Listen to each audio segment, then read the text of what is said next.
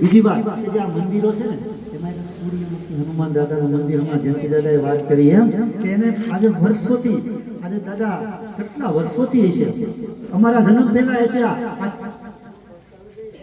દસ્તાવેજ છે. બોલો લ્યો કેવી વાત કરી, જો જો જો.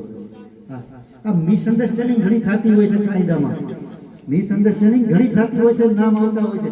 હવે આ મંદિર વર્ષોથી છે ભાઈ, ક્યારે નડ્યું નથી, રસ્તામાં નથી, ક્યારેય કોઈને નડ્યું નથી. પછી હોળિયા હનુમાન, હમણાં કાળુભાઈ વાત કરી, હોળિયા હનુમાન ત્યાં કોઈ ક્યારેય નથી નડ્યું. અને કોઈ મંદિર જ્યારે આ મકાનો નહોતા ને ત્યારે યાર આ મંદિર હતા. મારું એવું માનવું છે, મારા 45 વર્ષ થયા, 40 વર્ષથી તો મને યાદ છે કે આ જે મંદિરો છે ને, જ્યારે અમુક મકાનો નહોતા ને ત્યારથી છે આ 14 મંદિરો. અને એ મંદિરો કોઈને ક્યારેય નથી નડ્યા, આજ દિન સુધી નથી નડ્યા અને ભવિષ્યમાં પણ નહીં નડે, ક્યારેય નહીં નડે. કોઈ રોડમાં છે ભાઈ, તમને બધાને ખબર છે ને, આપણું નાનું એવું ગામ છે ભાઈ, નાની એવી વાત હોય તો બધાને ખબર પડે, અને બધાને ખબર છે. તમે ક્યાંય જોયું કે રોડ વચ્ચે કોઈ કોઈ મંદિર નડ્યું છે? સુપ્રીમ કોર્ટના આદેશને આપણે ભારત આખું માને, આપણે પણ માનીએ. 2009નો જે આદેશ છે ને ભાઈ, હું વકીલ છું એટલે તમને કહું છું, એમાં ઇન્ટરપ્રિટેશન એવી રીતે થાય કે રસ્તામાં કોઈ પણ નડતી વસ્તુ છે ને, ધાર્મિક સ્થળ હોય કે કોઈ પણ, એને પાડી નાખવાની છે. રસ્તામાં નડતી, તમે રાજુલાનું કોઈ પણ મંદિર જુઓ કે કોઈ પણ ઇબાદતગાહ જુઓ, કોઈ પણ મસ્જિદ જુઓ, હિન્દુ મુસ્લિમની, ક્યાંય રસ્તા ઉપર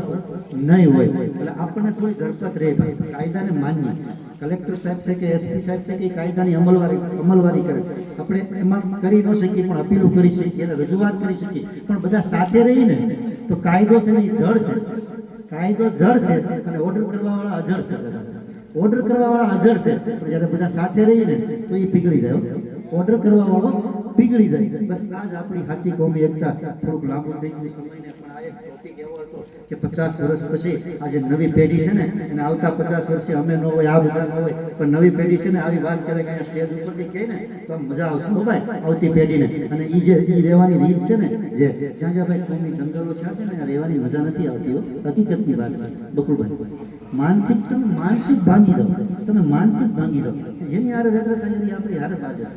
આપણો ભાઈ હોય ને, એ વાત તો હોય તો આપણને એમ થાય ને યાર આપણે સમાધાન નથી કરી લેતું. ઘરમાં કુટુંબમાં ઝઘડા થતા હોય ને, આ એક કુટુંબ જ છે, આ એક કુટુંબ છે.